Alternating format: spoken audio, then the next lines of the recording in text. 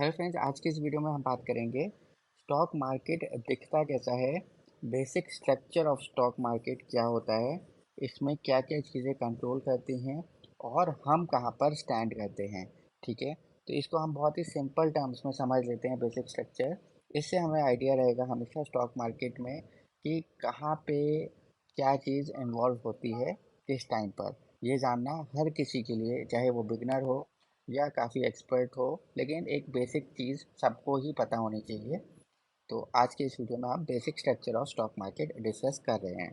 तो सबसे पहले आता है सेबी, SEBI। सेबी सेबी का मतलब होता है securities and exchange board of India. ये क्या करता है, कंट्रोल करता है पूरे स्टॉक मार्केट में कहीं पर भी कोई गड़बड़ ना हो और एक स्मूथ फ्लो में ट्रेडिंग हो, या एक्सचेंजेस में सब कुछ सही चल रहा हो, या स्टॉक मार्केट में जो भी इन्वेस्टर्स हैं किसी के भी साथ कोई गड़बड़ ना हो। बेसिकली एक गवर्निंग कंट्रोलिंग बॉडी इसको बोलते हैं, securities and exchange board of India. इसके नीचे आते हैं एक्सचेंजेस। ठीक है, जो वर्क करते हैं वो होते हैं नेशनल स्टॉक एक्सचेंज NSE और बॉम्बे स्टॉक एक्सचेंज BSE। ठीक है, ये दोनों स्टॉक एक्सचेंजेस हैं। बॉम्बे स्टॉक एक्सचेंज बॉम्बे में है, NSE दिल्ली में है। ऐसे ही पहले कैलकाटा स्टॉक एक्सचेंज होता था, पर अब वो नहीं वर्क करता है। तो अभी NSE और BSE हैं जहाँ पर मैक्सिमम कंपनीज लिस्टेड होती हैं। ठीक है, अब NSE और BSE क्या करते हैं कि ये जितनी भी कंपनीज लिस्ट होती हैं वो इनके अंडर में लिस्ट होती हैं।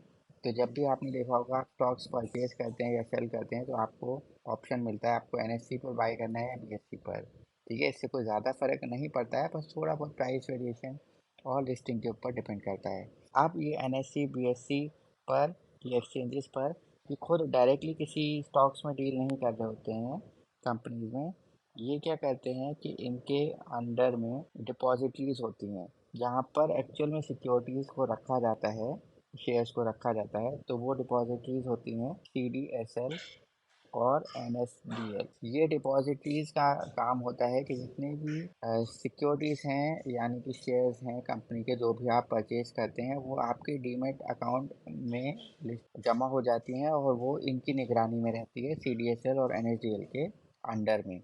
अब ये उनको प्रॉपर्ली एक डाटा की तरह, एक अकाउंट की तरह मैनेज करती हैं, CDSL और NSDL। इसके बाद आते हैं स्टॉक ब्रोकर्स।